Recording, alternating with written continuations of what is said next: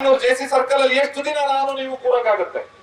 ಒಂದು ಒಂದು ಈಗ ನೀವು ಬಟರ್ಫ್ಲೈ ಪಾರ್ಕ್ ಮಾಡಿದಿರಿ, ಮಂಕಿ ಪಾರ್ಕ್ ಮಾಡಿದಿರಿ, ಡಾಕಿ ಪಾರ್ಕ್ ಮಾಡಿದಿರಿ, ಹಂಗೆ ಒಂದು ಎಲಿಫೆಂಟ್ ಪಾರ್ಕ್ 1-2 ಎಕರೆ ಎಲಿಫೆಂಟ್ ಪಾರ್ಕ್ ಮಾಡಿ ಅದಕ್ಕೆ ವೈಜ್ಞಾನಿಕವಾಗಿ ಟೆಂಟಿಕಲ್ ಫೆನ್ಸಿಂಗ್ ಅಥವಾ ಕಂದಕಗಳನ್ನು ಸೃಷ್ಟಿ ಮಾಡೋದಕ್ಕೂ ಎಷ್ಟು ಖರ್ಚಾಗುತ್ತೆ? ನೀವು ಕೇಂದ್ರದಲ್ಲಿ ಒಂದು ವನ್ಯಜೀವಿ ಮತ್ತು ಹವಾಮಾನ ಬದಲಾವಣೆಯ ಸಚಿವಾಲಯ ಇದೆ, ಬನ್ನಿ ಒಂದು ಡೆಲಿಗೇಷನ್ ತಗೊಂಡ್ ಬನ್ನಿ, ನಾನು ಕರ್ಕೊಂಡು ಹೋಗ್ತೀನಿ ಅಂತ ಸಂಸದರು ಹೇಳಿದ ಮೇಲೆಯೂ ಕೂಡ ಒಂದು ಹೆಜ್ಜೆ ಪುಣ್ಯಾತ್ಮ ಈ ಕ್ಷೇತ್ರದ ಶಾಸಕ ಏನಾದ್ರೂ ಒಂದು ಹೆಜ್ಜೆ ಮುಂದಿಟ್ಟಿದ್ರೆ ನಾವಿವತ್ತಿಲ್ಲಿ ಪ್ರತಿಭಟನೆಯನ್ನು ಮಾಡುವಂತ ಪರಿಸ್ಥಿತಿ ಬರ್ತಾ ಇರ್ಲಿಲ್ಲ, ನಾವು ಪ್ರತಿಭಟನೆ ಮಾಡುವಂತ ಪರಿಸ್ಥಿತಿ ಬರ್ತಾ ಇರ್ಲಿಲ್ಲ. ಹಾಗಾಗಿ ಬಹಳ ಸ್ಪಷ್ಟವಾಗಿದೆ, ಇದು ಮಾನವ ಮತ್ತು ಪ್ರಾಣಿ ಸಂಘರ್ಷಕ್ಕೆ 100% ದಾರಿ ಮಾಡಿಕೊಳ್ಳೋದಿದೆ. ನಾವು ಪೊಲೀಸರಿಗೂ ಹೇಳಿದ, ನಿಮ್ಮ ಇಂಟೆಲಿಜೆನ್ಸ್ಗೆ ಹೇಳಿ, ನಿಮ್ಮ ಗೃಹ ಮಂತ್ರಿಗಾದ್ರೆ ಹೇಳಿ, ಕೇಳಿದ ತಕ್ಷಣ ನನಗೇನ್ ಗೊತ್ತೇ ಇಲ್ಲ ಅಂತ ಹೇಳ್ತಾರ. ನಿಮ್ಮ ಗೃಹ ಇಲಾಖೆಯ ಇಂಟೆಲಿಜೆನ್ಸ್ಗೆ ಹೇಳಿ, ಚಿಕ್ಕಮಗಳೂರು ಜಿಲ್ಲೆಯಲ್ಲಿ ಕಾನೂನು ಸುವ್ಯವಸ್ಥೆ ಹಳಿ ತಪ್ಪುವ ಪರಿಸ್ಥಿತಿ ಇದೆ ಈ ಆನೆ ದಾಳಿಯ ಕಾರಣಕ್ಕೆ. ನಿನ್ನೆ ಯಾರೋ ವೆಹಿಕಲ್ ಅಲ್ಲಾಡಿಸ್ತಾರೆ ಅಂತ ಹೇಳಿದ್ರೆ, ಇಲ್ಲ, ನಿಮ್ಮ ಬುಡನೇ ಅಲ್ಲಾಡಿಸೋರಿದ್ದೇವೆ ನಾವು, ನಿಮ್ಮ ಬುಡನೇ ಅಲ್ಲಾಡಿಸ್ತೇವೆ, ವೆಹಿಕಲ್ ಬುಡನೇ ಅಲ್ಲಾಡಿಸ್ತೇವೆ. ನಾನ್ ಪೊಲೀಸರನ್ನ ಬಹಳ ದೂರೋದಕ್ಕೆ ಹೋಗೋದಿಲ್ಲ, ಸರ್ಕಾರದ ಆಡತಿಯಾಗಿ ಲಾಠಿ ಬೀಸುವ ಪೊಲೀಸರು. ಆದ್ರೆ ಇವತ್ 2026 ಆರ್ಟಿಫಿಷಿಯಲ್ ಇಂಟೆಲಿಜೆನ್ಸ್ ನಮ್ ಕೈನಲ್ಲಿದೆ. ಜಗತ್ ಏನಾಗುತ್ತೆ ಅಂತ ಒಂದು ಸೆಕೆಂಡ್ ಅಲ್ಲಿ ಗೊತ್ತಾಗುತ್ತೆ. DC and SP put together, shame on your part. ಮಾಧ್ಯಮದ ಎದುರು ನಿಂತು ನಾವು ಲಾಠಿ ಬೀಸಿಲ್ಲ ಅಂತ ಹೇಳ್ತೀರಲ್ಲ, ಯಾವನಾದ್ರೂ ಆತ್ಮಸಾಕ್ಷಿ ಇರೋ ಪೊಲೀಸ್ ಬಂದು ಕಾಕಿ ಬಟ್ಟೆ ಹಾಕೊಂಡು ಎಲೆ ಮುಟ್ಕೊಂಡು ನಿನ್ನೆ ಕಡಬಗೆರೆಯಲ್ಲಿ ನಾವು ರೈತ ಪ್ರತಿಭಟನಾಕಾರರ ಮೇಲೆ ಲಾಠಿಯನ್ನ ಬೀಸಿಲ್ಲ ಅಂತ ಹೇಳುವ ತಾಕತ್ತನ್ನು ತೋರಿದ್ರೆ ಎದೋಗ್ತೇವೆ ನಾವು ಈ ಜಾಗದಿಂದ, ಎದೋಗ್ತೇವೆ ಈ ಜಾಗದಿಂದ. ಮಾರ್ಗೆಟ್ ಅವ್ರು ನಾಚಿಕೆ ಆಗ್ಬೇಕಲ್ಲ ನಿಮ್ಗೆ, ನಾಚಿಕೆ ಆಗಬೇಕಲ್ಲ ನಿಮ್ಗೆ. ಜಿಲ್ಲಾಡಳಿತ ಈ ಕಾಂಗ್ರೆಸ್ ಬಂದ ಮೇಲೆ ಅಧಿಕಾರಿಗಳಿಗೂ ಕೂಡ ಆತ್ಮಗೌರವ ಇಲ್ಲ, ಪೊಲೀಸರಿಗೆ ಗೌರವ ಇಲ್ಲ.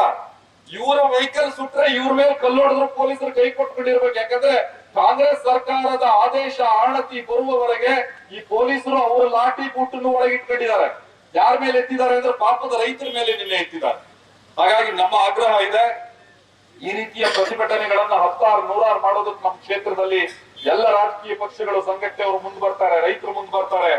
ಇವತ್ ಸಾಂಕೇತಿಕವಾದಂತಹ ಪ್ರತಿಭಟನೆ ನಾವು ಬರ್ಬೇಕಾದ್ರೆ ಹೇಳಿದ್ರು, ನಿನ್ನೆ ಲಾಠಿ ಬೀಸಿದ್ದನ್ನ ವಾಟ್ಸ್ಆಪ್ ಇದರಲ್ಲಿ ಸೋಷಿಯಲ್ ಮೀಡಿಯಾದಲ್ಲಿ ನೋಡಿ ಸ್ವಲ್ಪ ಜನ ಭಯ ಆಗಿದ್ದಾರೆ, ಜನ ಬರ್ತಾರೋ ಇಲ್ಲೋ ಅಂತ. ಇದಕ್ಕೆ 100 ಪಟ್ಟು ಜನರನ್ನ, ರೈತರನ್ನ ಸೇರಿಸ್ತಕ್ಕಂತ ಸಾಮರ್ಥ್ಯ ಇಲ್ಲಿರ್ತಕ್ಕಂತ ಪ್ರತಿಯೊಬ್ಬ ರೈತ ನಾಯಕರಿಗೆ, ಸಂಘಟಕರಿಗೆ ಇದೆ. ನಮ್ಗೆ ಹೊಡೆಯೋಷ್ಟು ಲಾಠಿ ತರೋದಕ್ಕೆ ಆಗೋದಿಲ್ಲ ಪೊಲೀಸರೇ, ನಿಮ್ಮ ಹತ್ರ ನಮ್ಗೆ ಹೊಡೆಯೋಷ್ಟು ಲಾಠಿ ತರೋದಕ್ಕೆ ನಿಮ್ಗೆ ಆಗೋದಿಲ್ಲ. ಈ ಸಮಸ್ಯೆಗೆ ಒಂದು ಸೈಂಟಿಫಿಕ್ ಅಂಡ್ ಪರ್ಮನೆಂಟ್ ಸೊಲ್ಯೂಷನ್ ಅಂತ ಕೇಳಿದೇವ್ ನಾವು. ಈ ಕತೆ ಉರುಡೆ 20 ಲಕ್ಷ ರೂಪಾಯಿ ಚೆಕ್ಕು, ಯಾರ ಜೀವಕ್ಕೆ ನಾಳೆ MLA ಆನೆ ದಾಳಿ ಆಗಿರುವ ಜಾಗದಿಂದ ಶಾಸಕರ ಮನೆ ಸುಮಾರು ಕಿಲೋಮೀಟರ್ಗಳಷ್ಟು ದೂರ ಇದೆ.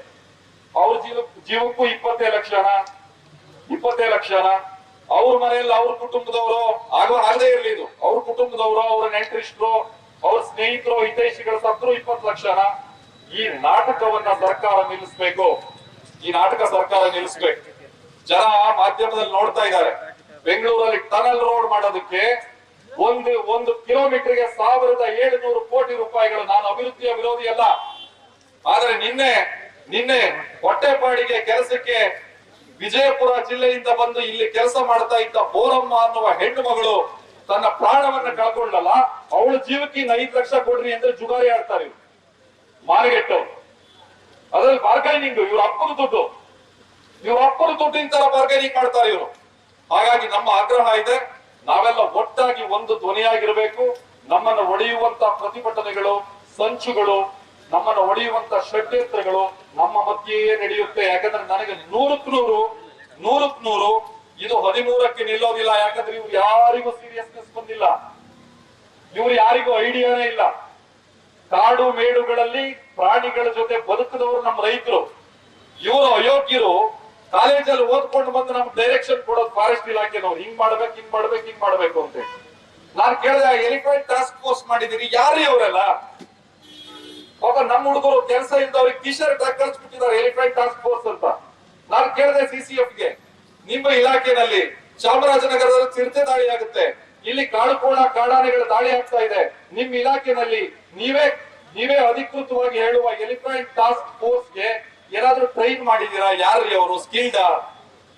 ಸ್ಕಿಲ್ಡ ಆನೆ ಎಲ್ಲಿ ನಡೆಯುತ್ತೆ, ಆನೆ ವಾಸನೆ ಏನು, ಆನೆ ಯಾವ ಜಾಗದಲ್ಲಿ ಬರುತ್ತೆ, ಆನೆಯ ಸ್ವಭಾವ ಏನು, ಏನಾದ್ರೂ ಗೊತ್ತಿದ್ಯಾ ಅವ್ರಿಗೆ ಕೇಳಿದ್ರೆ ಇಲ್ಲ ಅಂತ ತಿಳಿಸಿ. ಇಲ್ಲ.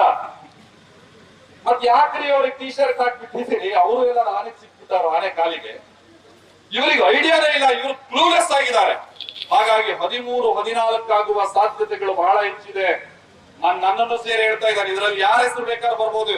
ಹೆಸರು ಬರೆಯೋದೊಂದೇ ಬಾಕಿ, ಚೆಕ್ ಮೇಲೆ ಯಾರ ಹೆಸರು ಬರಿಬೇಕು ಅನ್ನೋದು ಒಂದೇ ಬಾಕಿ ಇರೋದು. ಜಿಲ್ಲಾಡಳಿತದ ಟ್ರೆಜರಿಯಿಂದ ಬರುವ ಹಣದಲ್ಲಿ ನಾಳೆ ಪುಣ್ಯಪಾಲ್ ಅಂತ ಬಂದ್ರು ಏನು ಆಶ್ಚರ್ಯ ಪಡ್ಬೇಕಾಗಿಲ್ಲ. ಇನ್ನೊಂದು ಶಾಮಿಯಾನ ಹಾಕಿ ಕೂರ್ಬೇಕು ನಾವು. ಹಾಗಾಗಿ ಜಿಲ್ಲಾಡಳಿತಕ್ಕೆ, ಶಾಸಕರಿಗೆ ಮತ್ತು ರಾಜ್ಯದ ಸರ್ಕಾರಕ್ಕೆ ನಮ್ಮ ಆಗ್ರಹ ಇದೆ, ಇದಕ್ಕೆ ಒಂದು ಪರ್ಮನೆಂಟ್ ಅಂಡ್ ಸೈಂಟಿಫಿಕ್ ಆದ ಸೊಲ್ಯೂಷನ್ ಅನ್ನ ಮಾಡಿ. ಏನ್ ಮಾಡ್ಬೇಕು? ಆನೆಗಳನ್ನ ಡ್ರೈವ್ ಮಾಡ್ಬೇಕು. ಎಲ್ಲಿಗೆ ಮಾಡ್ಬೇಕು? ಅದಕ್ಕೆ ಸರ್ಕಾರವಾಗಿ, ಅರಣ್ಯ ಇಲಾಖೆಯಾಗಿ ಏನೇನು ಮಾಡಬೇಕು ಅನ್ನುವ ಕ್ರಮಗಳನ್ನ ಒಟ್ಟಾಗಿ ತೆಗೆದುಕೊಳ್ಳದೆ ಹೋದ್ರೆ ಇವತ್ತೇನಾದ್ರೂ ನಾವು 2 ಗಂಟೆ ಪ್ರತಿಭಟನೆಯನ್ನ ಕೈದು ಮಾಡಿದ್ರೆ ಮತ್ತೊಂದ್ ದಿನ ಸೇರಬೇಕಾದ ಅನಿವಾರ್ಯತೆ ಬರುತ್ತೆ. ಇದನ್ನ ಎಚ್ಚರಿಸೋದಕ್ಕಾಗಿ ನಾವು ಇಲ್ಲಿ ಬಂದು ನಿಂತಿದ್ದೇವೆ. ನಾನ್ ಸ್ಕೂಲಿಗೆ ಹೋಗ್ಬೇಕಾದ್ರೆ ನನಗೆ ಅದ್ರ ಆಕ್ಟರ್ ಯಾರು ಅಂತ ಗೊತ್ತಿಲ್ಲ, ಒಂದು ಪಿಕ್ಚರ್ ಬಂದಿತ್ತು, ಅದ್ರ ಹೆಸರು ರೌಡಿ MLA. ಹೌದಾ? Rowdy MLA. ಸಹಜವಾಗಿ ಒಬ್ಬ ಜನಪ್ರತಿನಿಧಿ ಹೋರಾಟ ನಡೆಯುವ ಜಾಗಕ್ಕೆ ಬಂದ್ರೆ ಅಲ್ಲಿ ಬೇರೆ ಪಾರ್ಟಿನವರು, ಬೇರೆ ಸಂಘಟನೆಯವರು ಸಹಜವಾಗಿರ್ತಾರೆ. ಎದ್ದ ಮೇಲೆ 1.5 ಲಕ್ಷ ಜನಗಳ ಪ್ರತಿನಿಧಿ ರಾಜೇಗೌಡರು. ಕಾಂಗ್ರೆಸ್ MLA ಅಲ್ಲ, ಕಾಂಗ್ರೆಸ್ ಅವರು ಪ್ರತಿನಿಧಿಸುತ್ತಿರುವ ಪಕ್ಷ. ಕಾಂಗ್ರೆಸ್ಗೆ ಇವರು MLA ಗಿರಿ ವಿಧಾನಸೌಧದಲ್ಲಿ ಒಂದು ನಂಬರ್. ಶಾಸಕರು ಯಾರಿಗೆ? 1,60,000 ಜನಗಳಿಗೂ ಶಾಸಕರು. ಇವರು ಸ್ಥಳಕ್ಕೆ ಬಂದು ನಿಂತ್ಕೊಂಡು ಇವರ ಸಮಕ್ಷಮ, ನಾನು ಈಗಲೂ ಹೇಳ್ತೇನೆ, ಈ ಜಿಲ್ಲೆಯಲ್ಲಿ ಕ್ಯಾಬಿನೆಟ್ ದರ್ಜೆಯನ್ನು ಹೊಂದಿರುವ 140 ಜನ ಶಾಸಕರನ್ನ ಹೊಂದಿರುವ ಸರ್ಕಾರದ ಭಾಗವಾಗಿ ನಿಮ್ಮ ಆಣತಿಯನ್ನ ಮೀರಿ ಏನಾದ್ರೂ ಪೊಲೀಸರು ಲಾಠಿ ಬೀಸಿದ್ದಾರೆ ಅಂತ ಹೇಳಿದ್ರೆ ರಾಜೇಗೌಡ್ರೆ, ನಾಳೆಯಿಂದ ನೀವು ಬಾಸಾಪುರ ಎಸ್ಟೇಟ್ ಅಲ್ಲಿ ಕಾಫಿ ತೋಟ ಮಾಡ್ಕೊಂಡಿರೋದು ಒಳ್ಳೇದು. ಇಲ್ಲೇ ಪಕ್ಕದಲ್ಲೂ ಇದು ನನಗೆ ಗೊತ್ತಿಲ್ಲ, ಪೊಲೀಸ್ ಅವರೇ ಲಾಠಿ ಎತ್ತಿದ್ರು ಅಂತ ಹೇಳಿದ್ರೆ ನೀವು ನಾಲಾಯಕ್ಕು, ನೀವು ಅಯೋಗ್ಯರು ಅನ್ನುವ ಶಬ್ದ ಬಳಸೋದಕ್ಕೆ ನನಗೆ ರಾಜಕೀಯದ ಅನುಭವವೂ ಕಡಿಮೆ, ವಯಸ್ಸು ಬಹಳ ಕಡಿಮೆ, ನನಗಿಂತ ಹಿರಿಯರು. ಹಾಗಾಗಿ ಹೇಳ್ಬಹುದಾಗಿರುವಂತ ನಾಜೂಕಿನ ದಾರಿ ಯಾವುದು ಅಂತ ಹೇಳಿದ್ರೆ, ನನಗೆ ಗೊತ್ತೇ ಇರಲಿಲ್ಲ ಪೊಲೀಸರು ಲಾಠಿ ಎತ್ಬಿಟ್ರು ಅಂತ ಹೇಳಿದ್ರೆ, ನಾಳೆಯಿಂದ ನೀವು ನಿಮ್ಮ ಕೆಲಸ ಕಾರ್ಯಗಳನ್ನ ಬಾಸಾಪುರ ಎಸ್ಟೇಟ್ಗೆ ಸೀಮಿತವಾಗಿ ಮಾಡಿಕೊಂಡ್ರೆ ಇನ್ಯಾವರೋ ಒಬ್ಬ ಯೋಗ್ಯತೆ ಇರೋ ವ್ಯಕ್ತಿ ಬಂದು ಶೃಂಗೇರಿ ಕ್ಷೇತ್ರನ ನಡೆಸ್ತಾರೆ. ಇದು ಕಡಿದಾಳ ಮಂಜಪ್ಪನವರಿಂದ ಆರಂಭ ಆಗಿ ಗೋವಿಂದೇಗೌಡರು, ಚಂದ್ರೇಗೌಡರಿಂದ ಆರಂಭ ಆಗಿ ಜೀವರಾಜ್ರವರೆಗೆ ಈ ಕ್ಷೇತ್ರದ ಶಾಸಕ ಒಬ್ಬ ಹೇಗೆ ನಡ್ಕೊಳ್ಬೇಕು ಅನ್ನೋದಕ್ಕೆ ನಾನು ಇರೆಸ್ಪೆಕ್ಟಿವ್ ಆಫ್ ಪಾರ್ಟಿ ಹೇಳಿದೆ. ಕಾಂಗ್ರೆಸ್ ಇದೆ, ಜನತಾದಳನೂ ಇದೆ, ಭಾರತೀಯ ಜನತಾ ಪಾರ್ಟಿನೂ ಇದೆ. ಇದಕ್ಕೊಂದು ಮಾಡೆಲ್ ಮತ್ತು ಮೇಲ್ಪಂಕ್ತಿಯನ್ನು ಸೆಟ್ ಮಾಡಿ ನೀವೇ ನಿಂತ್ಕೊಂಡು ನಮ್ಮ ರೈತ ಪ್ರತಿಭಟನಾಕಾರರ ಮೇಲೆ ಲಾಠಿ ಬೀಸಿದ್ರಲ್ಲ, ಅದನ್ನ ಎಂಜಾಯ್ ಮಾಡಿದ್ರಲ್ಲ ನೀವು. ನಿನ್ನೆ ನೀವು ತೋರಿದ ಉಡಾಫೆ ನಿಮ್ಮ ಕುರ್ಚಿಯನ್ನ ಈ ಕ್ಷೇತ್ರದಲ್ಲಿ ಅಲಗಾಡಿಸುತ್ತೆ. ಇದು ಇರೆಸ್ಪೆಕ್ಟಿವ್ ಆಫ್ ಪೊಲಿಟಿಕಲ್ ಪಾರ್ಟಿ. ನೀವು ಒಬ್ಬ ಶಾಸಕರಾಗಿ ನಡ್ಕೊಳ್ಳಿಲ್ಲ. ನಿನ್ನೆ ನೀವು ಆಕ್ರೋಶ ಬರುತ್ತೇರಿ, ಹೆಣ ಬಿದ್ದಿದೆ. ನಿಮ್ಮ ಮನೇಲಿ ಹೆಣ ಬಿದ್ದರೆ ಆಕ್ರೋಶ ಬರೋದಿಲ್ಲೇನೋ? ನನ್ನ ಮನೇಲಿ ಹೆಣ ಬಿದ್ದರೆ ನನಗೆ ಬರೋದಿಲ್ಲ ಆಕ್ರೋಶ. ರೈತ ಪ್ರತಿಭಟನೆಗೆ ಬಂದು ನಿಂತವರು ಈ ಹೆಣಗಳ ಮುಂದೆ ತಮ್ಮದೇ ಕುಟುಂಬದವರು ಸತ್ತಿದ್ದಾರೆ ಅನ್ನುವ ಭಾವನೆಯಲ್ಲಿ 10 ಮನೆಗಳಲ್ಲಿ ನಿಂತಿದ್ದಾರೆ. ಸುಮ್ಮನೆ ಏನು ಬಂದು ಮೈಕ್ ಹಾಕೊಂಡು ನಿಂತಿರ್ಲಿಲ್ಲ. 5 ಜನ ಹುಡುಗರ ಮೇಲೆ ಇವತ್ತು, ನಿನ್ನೆ 5 ಜನ ಕರ್ಕೊಂಡು ಹೋಗಿದ್ರು, ಇವತ್ತು 9 ಜನಗಳ ಮೇಲೆ ಭಾರತೀಯ ನ್ಯಾಯ ಸಂಹಿತೆ 323B ನಲ್ಲಿ ಕೇಸ್ ದಾಖಲು ಮಾಡಿದ್ದಾರೆ. ಪೊಲೀಸರೇ ಸುಮೋಟೋ ಕೇಸ್ ದಾಖಲು ಮಾಡಿದ್ದಾರೆ. ಇದು ಬಹಳ ವಿಶೇಷ ವಿಷಯ. ಇದನ್ನ ಈ ಪ್ರತಿಭಟನಾ ಸಭೆಯ ಮೂಲಕ ನಮ್ಮ ಆಗ್ರಹ ಇದೆ, ಈ ಕೇಸ್ಗಳಿಗೆ, FIR ಗಳಿಗೆ, ಚಾರ್ಜ್ ಶೀಟ್ ಗಳಿಗೆ, ನಿಮ್ಮ ಲಾಠಿಯ ಸದ್ದಿಗೆ ಓಡ ಹೋಗುವ ರೈತರು ಇಲ್ಲಿ ಯಾರು ಇಲ್ಲ. ಇಲ್ಲಿರೋ ಅಧಿಕಾರಿಗಳು ಸ್ವಲ್ಪ ವರ್ಷ ಎಲ್ಲಾರು ಬೈಲ್ಸಿ ಮೇಲೆ ಕೆಲಸ ಮಾಡಬರ್ಬೇಕು. ಉತ್ತರ ಕರ್ನಾಟಕದಲ್ಲೆಲ್ಲ ಹೋಗಿ ಲಾಠಿ ತೆಗೆದ್ರೆ ಇಲ್ಲ ಬೆಂಗಳೂರು ಶಿವಾಜಿನಗರದಲ್ಲಿ ಹೋಗಿ ಲಾಠಿ ತೆಗೆದ್ರೆ, ಇಲ್ಲ ಹೋಗಿ ಗೌರಿಪಾಳ್ಯದಲ್ಲಿ ಲಾಠಿ ತೆಗೆದ್ರೆ ಪೊಲೀಸರು ಆ ಲಾಠಿನೇ ತೆಗೆಯಲ್ಲ ಯಾರು. ಆ ಲಾಠಿ ಕೆಲಸ ಇಲ್ಲ ಅಲ್ಲಿ. ಯಾಕೆ ಯಾಕೆ ಅಲ್ಲಿ ಆಕ್ಷನ್ಗೆ ರಿಯಾಕ್ಷನ್ ಇದೆ. ಮಲ್ನಾಡ್ನವರು ಅಂತಂದ್ರೆ ಇವ್ರು ಶಾಂತಿ ಸ್ವಭಾವದವರು. ಇಲ್ಲಿ ಲಾಠಿ ಕೆಲಸ, ಇಲ್ಲಿ ಲಾಠಿ ಕೆಲಸ. ನಾನು ಅವ್ರನ್ನ ದೂರೋದಿಲ್ಲ. ಪೊಲೀಸರು, ಜಿಲ್ಲಾಡಳಿತ ಮತ್ತು ಸರ್ಕಾರ ಹೇಗೆ ಹೇಳಿದೆ ಹಾಗೆ ನಡ್ಕೊಂಡಿದ್ದಾರೆ. ಆದ್ರೆ ಲಾಠಿ ಚಾರ್ಜ್ ಆಗಿದೆ ಅನ್ನೋದನ್ನ ಆಗಿಲ್ಲ ಅಂತ ಹೇಳಿದ್ದಕ್ಕೆ ಮಾತ್ರ ನಮ್ಮ ಕ್ಷೇತ್ರ ಯಾವ ಕಾರಣಕ್ಕೂ ಒಪ್ಪೋದಿಲ್ಲ. ನಿಮ್ಮ ಕೇಸುಗಳನ್ನ, ಪ್ರಕರಣಗಳನ್ನ, ನಿಮ್ಮ ಷಡ್ಯಂತ್ರ ಸಂಚುಗಳನ್ನ ನಾವು ಎದುರಿಸ್ತೇವೆ. ಈ ಸಭೆ ಒಂದು ಒಕ್ಕೊರಲಿನ ತೀರ್ಮಾನವನ್ನು ಮಾಡಬೇಕು. ಈ ಎರಡು ಶಬ್ದಗಳನ್ನ ನಾನು ವಾಪಸ್ ರಿಪೀಟ್ ಮಾಡ್ತೇನೆ. ಒಂದು ವೈಜ್ಞಾನಿಕವಾದ ಪರಿಹಾರ, ಮತ್ತೊಂದು ಶಾಶ್ವತವಾಗಿರ್ತಕ್ಕಂಥ ಪರಿಹಾರ. ಶಾಶ್ವತವಾಗಿರ್ತಕ್ಕಂಥ ಪರಿಹಾರ. ನಾವೆಲ್ಲ ಸೇರೋಣ, ಬೇರೆ ಬೇರೆ ಪಾರ್ಟಿ, ಬೇರೆ ಬೇರೆ ಸಂಘಟನೆಗಳು ಇದ್ದೀವಿ. ನಾವೆಲ್ಲ ಒಳ್ಳೆ ವಿಷಯಕ್ಕೆಲ್ಲ ಊಟದ ಮನೆಯಲ್ಲಿ ಸೇರೋಣ, ಊಟದ ಮನೆಯಲ್ಲಿ ಸೇರೋಣ.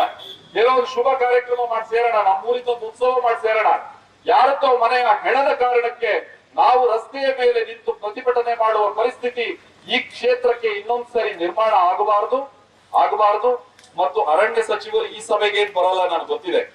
ದಯವಿಟ್ಟು ಅವರು ಸಮಯ ಮಾಡಿಕೊಂಡು ನಮ್ಮ ಜಿಲ್ಲಾಡಳಿತದ ಜೊತೆ ಒಂದಿನ ಸಭೆ ಮಾಡಬೇಕು.